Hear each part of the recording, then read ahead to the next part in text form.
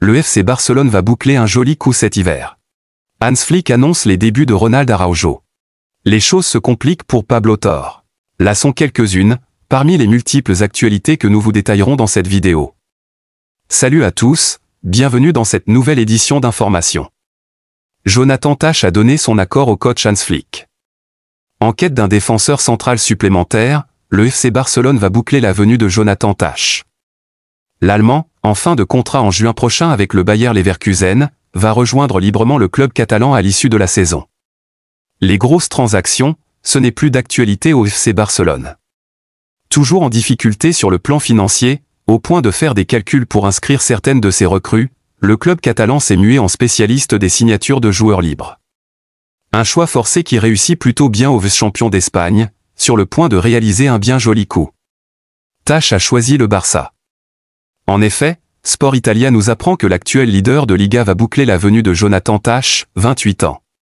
Désireux de quitter le Bayer Leverkusen après 9 saisons pleines, l'été dernier, le défenseur central allemand a finalement été retenu par ses dirigeants, qui ont bloqué son départ pour le Bayern Munich malgré une offre estimée à 25 millions d'euros. Le 10e exercice entamé dans le costume de champion d'Allemagne sera bien son dernier avec le Werkself. Et pour cause, ses dirigeants ont choisi de ne pas lui proposer de nouveaux contrats afin de le laisser choisir pour son avenir. Avec les services rendus au club, le joueur formé à Hambourg, qui sera libre de signer avec le club de son choix dès le 1er janvier, a décidé de changer d'air pour franchir un cap supplémentaire dans sa carrière. Pisté par l'Inter, la Juventus ou encore le Real Madrid, c'est à Barcelone qu'il posera ses valises. Une signature annoncée facilitée par ses liens étroits avec l'entraîneur des Blaugrana, Hans-Dieter Flick. Même s'il n'entrait pas forcément dans ses plans durant son court passage à la tête de la Nationalmannschaft, puisqu'il ne l'a pas convoqué pour disputer la Coupe du Monde au Qatar seulement 3 sélections entre 2021 et 2023, le technicien allemand a pu s'apercevoir de sa progression fulgurante en tant que leader ces derniers mois. Les deux hommes ont d'ailleurs comme autre point commun de partager le même agent, le fameux Pini Zahavi, qui a simplifié les discussions entre les différentes parties lors d'une réunion organisée la semaine passée dans la capitale catalane. Un bien joli coup en perspective pour le pensionnaire du Camp Nou, qui va tenter en parallèle de se séparer d'Andreas Christensen, lui aussi arrivé libre et valorisé à hauteur de 30 millions d'euros. Hans Flick annonce les débuts de Ronald Araujo. L'entraîneur des Blaugrana a révélé la date des débuts de Ronald Araujo, alors qu'il n'a pas encore joué une seule minute depuis le commencement de la saison. Depuis le retour de sa blessure, Ronald Araujo a été convoqué pour la première fois de la saison au milieu de la semaine lors du match contre le Borussia Dortmund en Ligue des Champions. Étant donné l'intensité des matchs de cette compétition, Hansi Flick a choisi de garder le défenseur uruguayen sur le banc. Par la suite, la question qui se posait était de savoir quand Araujo pourrait débuter avec le club catalan, et Flick a partagé des nouvelles à son sujet. À l'occasion de la veille de match, Hansi Flick a répondu à des questions concernant la participation d'Araujo à la future rencontre contre le Ghané, le plan est qu'Araujo ait des minutes demain. Je ne peux pas vous dire s'il commencera, mais le plan est qu'il joue quelques minutes. Combien ? Nous devons voir ce que nous avons décidé depuis le début concernant le 11 de départ. Il sera peut-être là, mais sinon, l'idée est qu'il joue, c'est la prochaine étape à franchir et il est prêt, a déclaré Flick. Les choses se compliquent pour Pablo Torre. La situation de la pépite du FC Barcelone, Pablo Torre, qui est aujourd'hui en quête de plus de temps de jeu, est préoccupante. Pablo Torre, jeune espoir du football espagnol, a captivé l'attention lorsqu'il a rejoint le FC Barcelone en 2022. À seulement 19 ans, il est arrivé du Racing Santander, promettant de devenir une star au sein d'un des clubs les plus prestigieux au monde. Après une première saison difficile, où il n'a été titularisé que 16 fois, Torre a été prêté à Gérone pour gagner en expérience.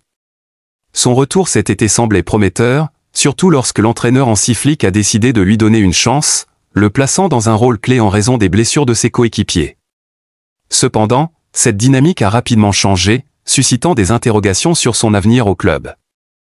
La situation actuelle de Pablo Torre est préoccupante, car il n'a joué que 72 minutes depuis le début d'octobre, devenant ainsi le 7e milieu de terrain de l'équipe après Casado, Pedri, Olmo, De Jong, Fermin et Gavi. Alors qu'il avait montré de belles promesses en début de saison, le retour des joueurs blessés a réduit ses opportunités sur le terrain. Les discussions récentes avec ses représentants indiquent qu'un prêt pourrait être envisagé pour lui permettre de retrouver du temps de jeu. Ce tournant dans sa carrière pourrait être décisif pour son développement, mais la décision finale appartient non seulement à Hansi Flick, qui doit évaluer les besoins de l'équipe dans un calendrier chargé mais aussi au joueur qui devra prendre la meilleure décision relativement à la suite de sa carrière. Hans Flick envoie un énorme pic aux arbitres après son carton rouge. À la veille d'une réception capitale de Leganés en Liga, le coach du Barça Hansi Flick s'est confié face à la presse. Si le Barça avance avec assurance en Ligue des Champions, avec 5 succès consécutifs et une place dans le top 8 qui lui tend les bras, les choses se gâtent depuis quelques semaines en Liga avec un seul succès sur les 5 derniers matchs, permettant au Real Madrid de se rapprocher, et peut-être de lui chipper la tête provisoire en cas de victoire au Rayo Vallecano ce samedi soir. Alors, le Barça n'a pas droit à l'erreur de main à domicile face à Leganés. Avant la rencontre, le coach Hansi Flick s'est présenté face aux médias et revenant notamment sur son expulsion face au Real Betis.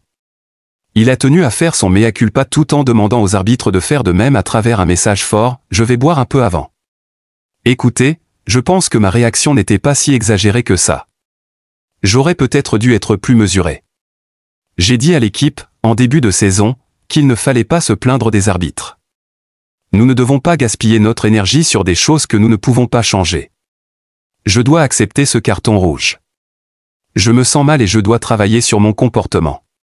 Mais ce que je souhaite, au final, c'est que les arbitres appliquent les mêmes décisions pour toutes les équipes, notamment concernant ce qui se passe sur le banc.